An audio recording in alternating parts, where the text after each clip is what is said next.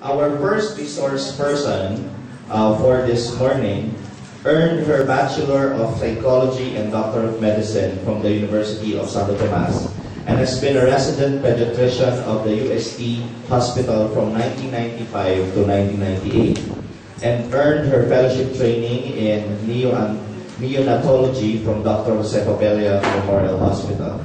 She is a diplomate of the Philippine Pediatric Society from 1999 and at present became the Society's fellow since last year. She had conducted relevant researches that gained recognition and awards, to name a few: nutritional quality and bacterial safety of human milk stored in an icebox, differentiating between glomerular and non-glomerular hematuria using G1 cells under light microscope.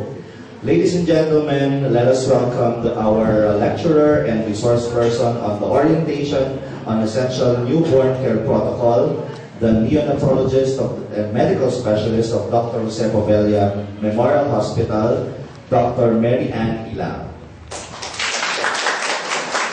Good morning. Good morning.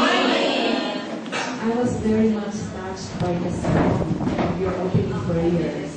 Did you ever come to think what was your purpose in life?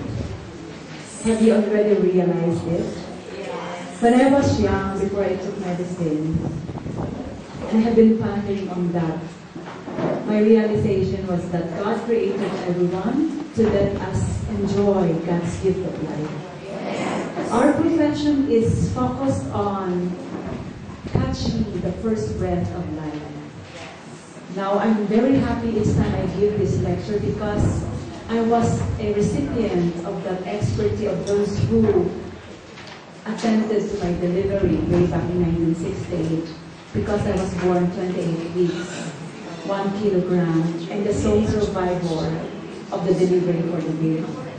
So I was very happy because had it not for that, whoever, pediatrician I suppose, delivered and assisted at delivery, I would not be here, no? And maybe my purpose is really to help others appreciate more the gift of life. Are you enjoying your life? Yes! Di ba masaya mabuhay? Yes! Mas masaya mabuhay na normal.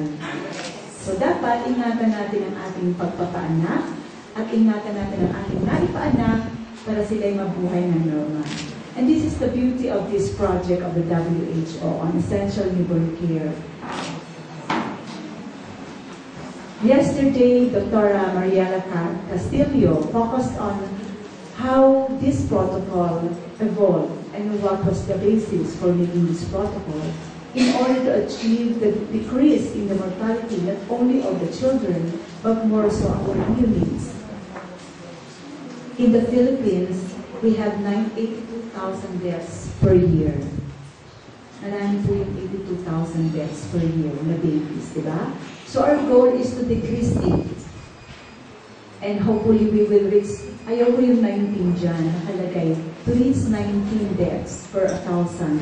Ang gusto ko maging 0 deaths per 1,000. To die of another cause, like illnesses, is more acceptable than to die just because you fail to breathe. Diba? Mahirap mamatay dahil hindi ka lang nakahinga. Mamatay ka na lang kulang ang bahagi ng utak mo, kulang ang puso mo, butas ang whatever. But to die that you are complete is so frustrating. So this morning we will look into the simple things on how we can make that possible. No? Next please. Ang aking slide manipulator should be alert because this is 60 slides. So this protocol will focus on the time-bound sequence of events that are based on evidence. Later, we will see that the old practices we have learned in school and we have grown with will have to be changed to simple things that we thought will not matter so much. But evidence will show that changing these simple things will make an impact on the survival of our patients. Next. And this is based on different references that we are familiar.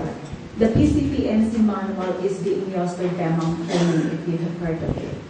And then the references includes all the other references from the World Health Organizations that we incorporated for Philippine adaptation. Baka Pinoy pa rin ang approach. Simply because we are not tertiary hospitals in all settings. So we have to adapt our changes to what we have. Huwag na tayong maghanap ng high-tech, no? Huwag na tayong maghanap ng mga gadgets na wala tayo. We make use of what we have and what we know. Next. So don't be rattled with this algorithm. I'm just showing to you the original PDF file of Essential Newborn Care algorithm for well baby. And then next you will see the algorithm for sick babies, those who fail to breathe. So that if and when the final copies that will have to be given to midwives, they promised kasi to give each midwives a copy of this pocket guide. Kaya lang, the first release is only limited to 2,000 copies. So only officers and key persons receive the copy. But WHO promised that you will receive your own copies in due time. Hopefully, hindi abutin ng 2011, no? Kasi minsan yung printing na i-delay. Hindi nila na-anticipate na 34,000 ang midwives ng Pilipinas. 17,000 private, that includes you, no? 2,000 lang yung pinrint nila. Sa doktor pa lang, kulang na po. Next. Next. So, we'll focus first on the first 90 minutes of life. So, when you see that your patient is already near crowning, you don't only prepare for the baby's materials to be used, but let us prepare the environment. Hindi po nakagawian ang ating kapaligiran ay ating inihahanda, no? So let us this time be more focused on the temperature of the room, particularly in Baguio. Kasi dito po, ang room temperature ay di hamak parang air condition sa Manila. Normally, the comfortable temperature should be 25 to 28 degrees. Eh di ba ang Baguio nagle-less than 20 degrees room temperature, especially at night.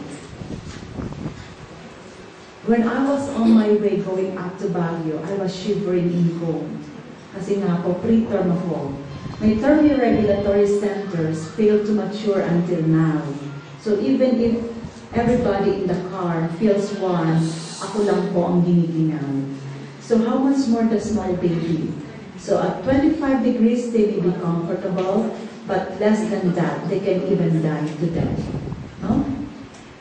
So let us not allow temperature alone to kill our patients. Why? What is it in temperature? Hypothermia brings down all the system of the body. It causes so much stress that blood sugar, blood circulation drops. Nakakita na po ba kayo ng babyng nangitim dahil ng ginaw?